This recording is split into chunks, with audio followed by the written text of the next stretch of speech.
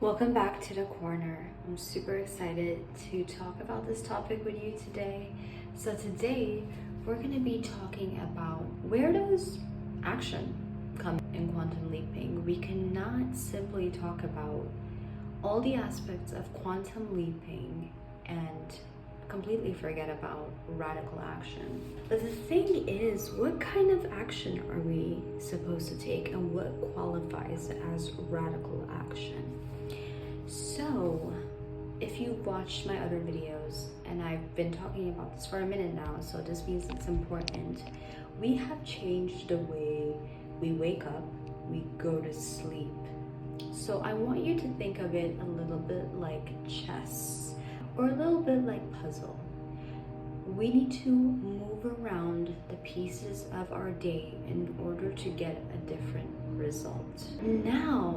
But what is the difference between moving around something once or twice in your day versus a radical action?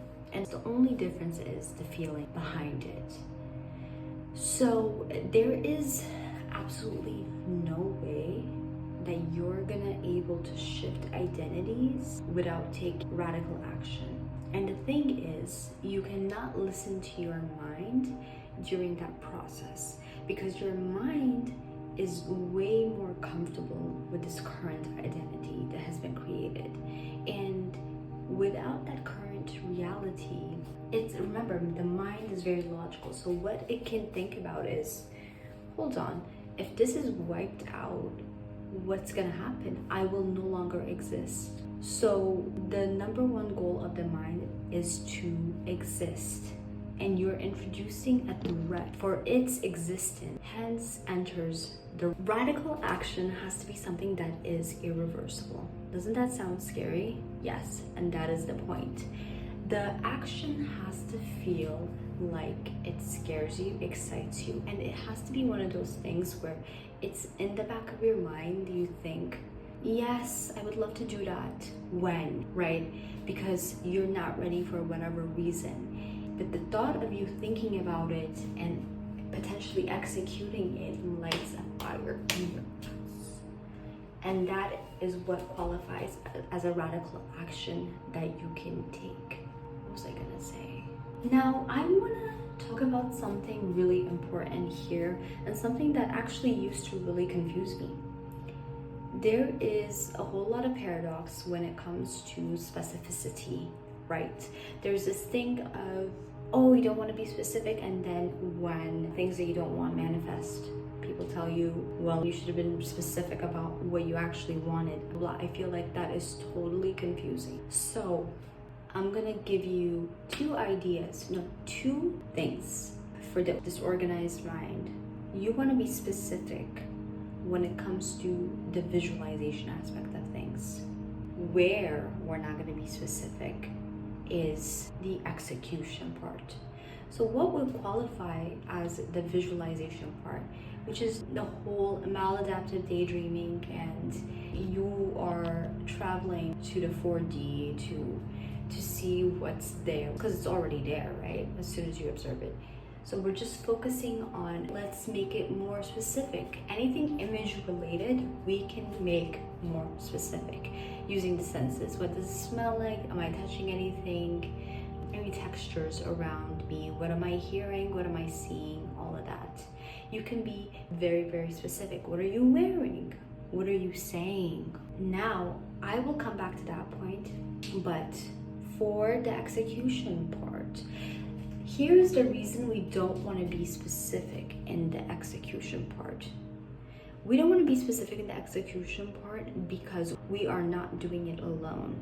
At the end of the day, this is co-creating, and this is why it's so important. I'm not trying to preach. This is why it's so important to believe in something outside of yourself, because you are not the only one creating.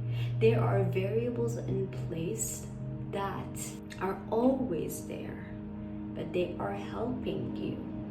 And if you are rigid in the process of the execution, you are working with a limited mind right now.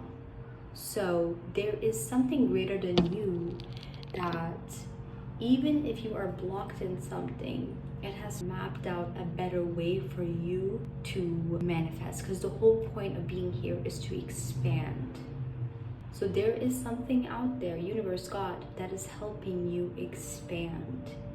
That's why we're not focused on the execution part. And also, it's stressful. All right, we can have specific things that we think we're gonna do, but our job is to be like water, as I said in my video from yesterday, when all of that is happening. Back to the visualization part.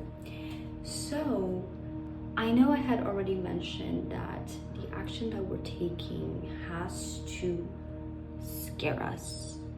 Quantum leap, scare us. This thing almost fell. So this big action that we're taking, if you are somehow confused as to what it is, this is where visualization comes in, right? When you are manifesting, there's this big thing that you really want to manifest right now in your life.